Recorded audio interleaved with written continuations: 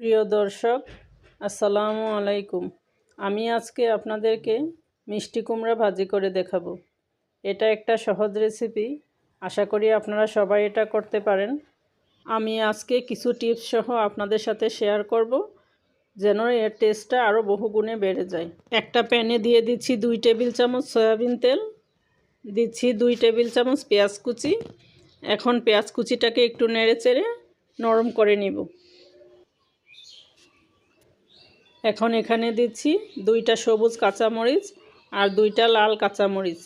এগুলোকে আমি মাথাটা একটু ভেঙে দিয়েছি, যেন শুধু গ্রানটা বের হয়, ঝালটা যেন না আসে। মিষ্টি কুমড়ায় ঝাল হলে এটা খেতে ভালো লাগে না। এখানে আমি 3 কাপের মতো মিষ্টি কুমড়াকে চিকন করে ফালি করে নিয়েছি। এখন এগুলোকে দিয়ে আমি নেড়েচেড়ে এটা তেলটার সাথে একটু মিশিয়ে নিচ্ছি। এখন এখানে দিচ্ছি 1 চা চামচ লবণ। লবণটা দিয়ে আমি আরও ভালোভাবে এটাকে নেড়েচেড়ে মিশিয়ে নিব। কিছুক্ষণ নেড়েচেড়ে এটার কালারটা একটু চেঞ্জ হয়ে আসলে এখন আমি ঢেকে দিব। এখানে আমি 4-5 মিনিটের মতো ঢেকে রেখেছিলাম। মাঝখানে 2-3 বার নেড়েচেড়ে দিয়েছি। রান্নাটা আমার মোটামুটি হয়ে গিয়েছে, অল্প একটু পানি আছে।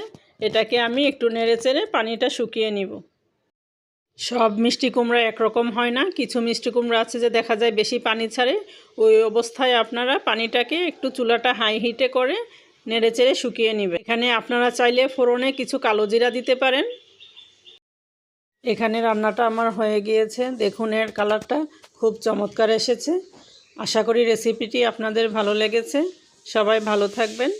আল্লাহ হাফেজ।